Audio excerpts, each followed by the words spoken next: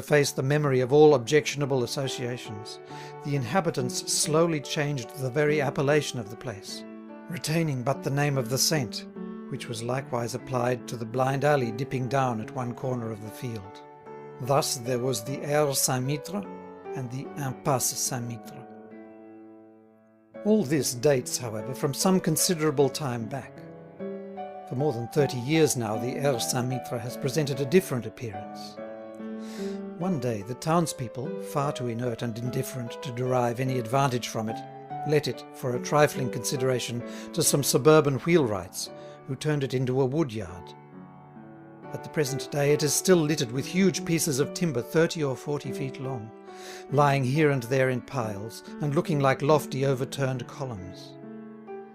These piles of timber, disposed at intervals from one end of the yard to the other, are a continual source of delight to the local urchins.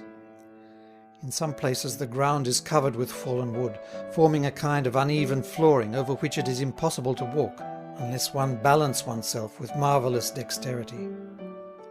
Troops of children amuse themselves with this exercise all day long. You will see them jumping over the big beams, walking in Indian file along the narrow ends, or else crawling astride them. Various games which generally terminate in blows and bellowings. Sometimes, too, a dozen of them will sit, closely packed one against the other, on the thin end of a pole raised a few feet from the ground, and will seesaw there for hours together. The Aire Saint-Mitre thus serves as a recreation ground, where for more than a quarter of a century all the little suburban ragamuffins have been in the habit of wearing out the seats of their breeches. The strangeness of the place is increased by the circumstance that wandering gypsies, by a sort of traditional custom, always select the vacant portions of it for their encampments. Whenever any caravan arrives at Plassans, it takes up its quarters on the Aire Saint-Mitre. The place is consequently never empty. There is always some strange band there, some troop of wild men and withered women, among whom groups of healthy-looking children roll about on the grass. These people live in the open air, regardless of everybody, setting their pots boiling, eating nameless things, freely displaying their tattered garments, and sleeping, fighting, kissing, and reeking with mingled filth and misery. The field, formerly so still and deserted, save for the buzzing of hornets around the rich blossoms in the heavy sunshine, has thus become a very rowdy spot, resounding with the noisy quarrels of the gypsies and the shrill cries of the urchins of the suburb. In one corner there is a primitive sawmill for cutting the timber, the noise from which serves as a dull, continuous bass accompaniment to the sharp voices. The wood is placed on 2 high trestles, and a couple of sawyers, one of whom stands aloft on the timber itself, while the other, underneath, is half blinded by the falling sawdust, work a large saw to and fro for hours together, with rigid machine-like regularity, as if they were wire-pulled puppets. The wood they saw is stacked, plank by plank, along the wall at the end, in carefully arranged piles 6 or 8 feet high, which often remain there several seasons, and constitute one of the charms of the Aire Saint-Mitre. Between these stacks are mysterious, retired little alleys leading to a broader path between the timber and the wall, a deserted strip of verdure whence only small patches of sky can be seen. The vigorous vegetation and the quivering, death-like stillness of the old cemetery still reign in this path. In all the country round Plassans there is no spot more instinct with languor, solitude, and love. It is a most delightful place for love-making. When the cemetery was being cleared, the bones must have been heaped up in this corner, for even today it frequently happens that one's foot comes across some fragment of a skull lying concealed in the damp turf. Nobody, however, now thinks of the bodies that once slept under that turf. In the daytime only the children go behind the piles of wood when playing at hide and seek. The green path remains virginal, unknown to others who see naught but the woodyard, crowded with timber and grey with dust. In the morning and afternoon, when the sun is warm, the whole place swarms with life.